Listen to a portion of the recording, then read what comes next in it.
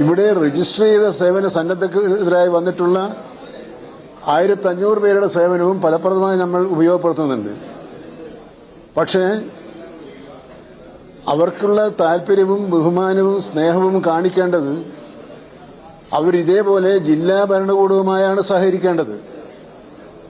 ജില്ലാ ഭരണകൂടത്തിന്റെ നേതൃത്വത്തിൽ ഇവിടെ നടക്കുന്ന പ്രവർത്തനങ്ങളിൽ അവരുടെ സഹായം എന്താണ് എന്ന് അവരോട് ആലോചിച്ച് എന്ത് തരം സഹായമാണ് ഇവിടെ ആവശ്യം, ആ സഹായം നൽകുമ്പോഴാണ് സഹായത്തിന്റെ വ്യാപ്തി യാഥാർത്ഥ്യമാകുന്ന വിധത്തിൽ പ്രയോജനപ്പെടുത്താൻ കഴിയുള്ളൂ. മിനിസ്റ്റർ വളരെ പ്രധാനപ്പെട്ട ഒരു കാര്യമാണ് പറഞ്ഞിരിക്കുന്നത്. അതായത് അവിടേക്ക് ആളുകൾ എത്തേണ്ടതില്ല. സഹായത്തിന്റെ പേരിലാണെങ്കിൽ പോലും ഈ ദുരിതാശ്വാസ ക്യാമ്പുകളിലേക്ക് ആളുകൾ പോകുന്നത് ശരിയല്ല. വളരെ വളരെ പ്രധാനപ്പെട്ട കാര്യമാണ്.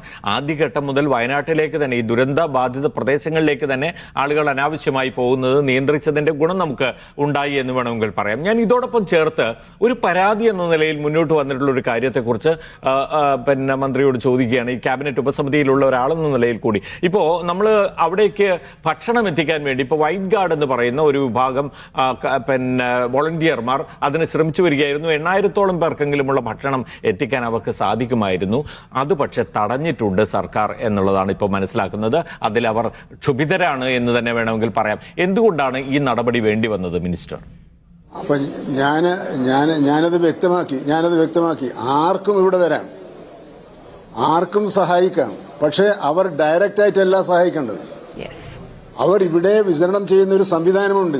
ആ സംവിധാനത്തെയാണ് സഹായിക്കേണ്ടത്. ഞാനും 10 ആളും പോയി നേരിട്ട് ഇത്തരം പ്രദേശങ്ങളിൽ പോയി ഭക്ഷണം വിതരണം ചെയ്യുകയല്ല വേണ്ടത്. ഇവിടെ എത്ര ഭക്ഷണം വേണം, അതൊരു 1000 ആണെങ്കിൽ ഞങ്ങൾ 1000 തരാൻ തയ്യാറാണ്, അല്ലെങ്കിൽ 500 തരാൻ തയ്യാറാണ്. എന്താണ് വേണ്ടത് എന്ന് പറയുന്നതിന്റെ അടിസ്ഥാനത്തിൽ ഒരു ധാരണയുടെ അടിസ്ഥാനത്തിൽ പ്രവർത്തിക്കണമെന്ന് മാത്രമേ ഞാൻ പറഞ്ഞുള്ളൂ. ഒന്നും നിഷേധിക്കുന്നില്ല. അതെല്ലാം നല്ല മനസ്സാണ്. അവർ ഉത്സാഹപൂർവ്വമാണ് പ്രവർത്തിക്കുന്നത്, ത്യാഗസന്നദ്ധരായിട്ടാണ് പ്രവർത്തിക്കുന്നത്. പക്ഷെ ഇവിടുത്തെ റെസ്ക്യൂ പ്രവർത്തനം നടത്തുക എന്നതിന് മുൻഗണന നൽകുമ്പോഴാണ് അതിനുള്ള തടസ്സമുണ്ടാക്കുന്ന ഒരു കാര്യവും ഉണ്ടാകാത്ത വിധത്തിൽ, എന്നാൽ ജില്ലാ ഭരണകൂടത്തിന്റെ ഹെൽപ്പ് ഡെസ്കുമായി സഹകരിച്ചുകൊണ്ട് അവരുടെയുമായി ചർച്ച ചെയ്ത് ഏത് തരം ഇന്ന് ഞാനിവിടെ വന്നിട്ടുണ്ട്, സേവനം നൽകാൻ തയ്യാറാണ്, ഞാൻ എന്താണ് ചെയ്യേണ്ടത്, സോ അങ്ങനെ എന്റെ അസൈൻമെന്റ് എന്താണ് എന്ന് വാങ്ങി ആ അസൈൻമെന്റിൽ അവർ സഹകരിക്കുമ്പോഴാണ് സഹകരണം സാർത്ഥകമാകുന്നത് എന്ന് മാത്രമാണ് ഈ പറഞ്ഞതിനർത്ഥം. മിനിസ്റ്റർ, അത് വ്യക്തമാണ്. ഞാൻ പറയുന്നത് മറ്റൊന്നുമല്ല. ഇപ്പൊ ഇത്രയധികം ആളുകൾ പങ്കെടുക്കുന്ന ഒരു സന്നദ്ധ പ്രവർത്തനമാണത്. അതായത് ഭക്ഷണം ഉണ്ടാക്കുന്ന, അത് അവിടെ രക്ഷാപ്രവർത്തനം നടത്തുന്ന ആളുകൾക്കും ക്യാമ്പിലുള്ള ആളുകൾക്കും ഒക്കെയുള്ള ഭക്ഷണം നൽകിക്കൊണ്ടിരുന്ന ഒരു പദ്ധതിയാണ് അവർ ചെയ്തുകൊണ്ടിരിക്കുകയായിരുന്നു.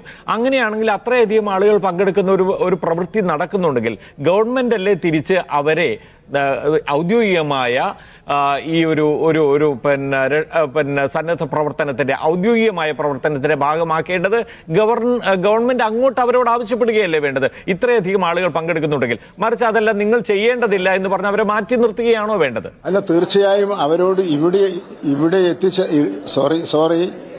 ഇവിടെ എത്തിച്ചേർന്ന എല്ലാവരോടും ഈ കാര്യം പറയുന്നുണ്ട്. അവിടെ എത്തിച്ചേർന്ന് മാത്രമേ ഞാൻ പ്രത്യേകമായി തന്നെ ചോദിക്കുന്നത് വൈറ്റ് ഗാർഡ്, യൂത്ത് ലീഗിന്റെ നേതൃത്വത്തിലുള്ള വൈറ്റ് ഗാർഡ് എന്ന് പറയുന്ന ഒരു സംഘം ആളുകൾ അത് ചെയ്തു വരികയായിരുന്നു. അത് തടഞ്ഞിരിക്കുകയാണ് എന്നതാണ് ഇപ്പോൾ അവർക്ക് കിട്ടിയിരിക്കുന്ന വിവരം. അത് പാടില്ല എന്ന് പറഞ്ഞു. അപ്പൊ അത് പാടില്ല എന്ന് പറയുകയാണോ, അവർ ചെയ്തുകൊണ്ടിരിക്കുന്ന പ്രവൃത്തിയെ ഇതിന്റെ ഭാഗമാക്കി മാറ്റുകയാണോ വേണ്ടത്?